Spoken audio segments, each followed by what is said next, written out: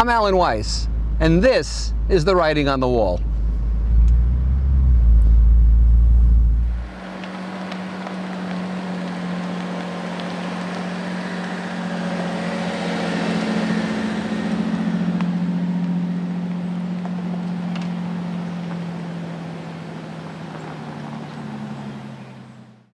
Thanks for coming back to Writing on the Wall. I call this episode, Who is Shooting?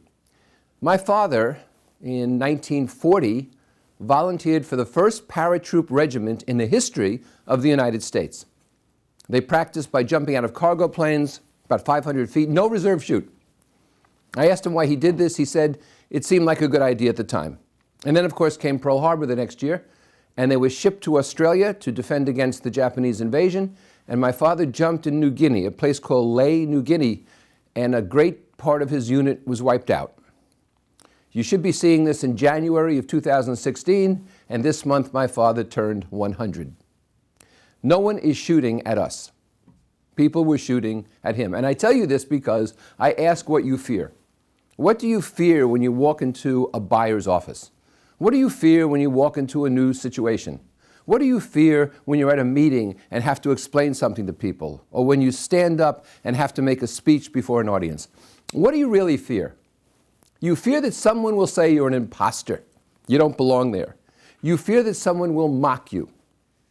You fear that there will be trolls coming after you, as on the internet, when somebody's always trying to take you on with one of their loony causes. You fear that you might lose business.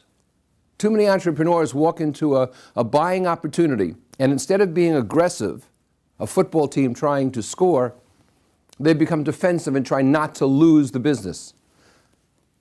And in that case, they almost always do. They're afraid of failing the test, as though the buyer, the other party, the other person has the right answers, has an answer sheet. They think they're back in school with a teacher, and they're afraid of failing the test. They're afraid of questions or skepticism. The fact is, of course, thought leaders are always questioned, and that's the way it should be. So here are 4 problems that I see. Problem number 1 is that we lead with our ego. We put our ego on the bow of the ship like an old-fashioned figurehead. And so it gets battered by the waves, it gets battered by the wind, it gets battered by the elements. And we put our ego out there first. We shouldn't do that. Tuck your ego away.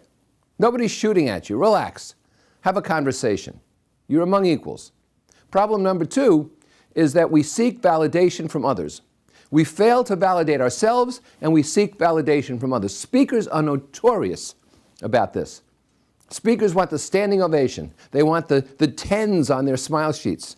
Instead of understanding, sometimes they have to discomfort the audience. Sometimes they have to get people riled up because that's what the buyer wants. Don't seek validation from others. Be comfortable in your own skin. Problem number 3 is we chase money. Instead of offering value, we chase money. Instead of understanding, it's okay to contact someone, it's okay to speak to someone, it's okay to call someone because we have value to give them, we feel we're intruding. And a lot of people who are successful keep eroding their real wealth, their discretionary time, because they chase money. They have a $150,000 project here, but they take $8,000 over here because, well, they offered it to me. But it's terrible business. We don't have to chase money. That's a poverty and a scarcity mentality. Problem number 4 is we overestimate others.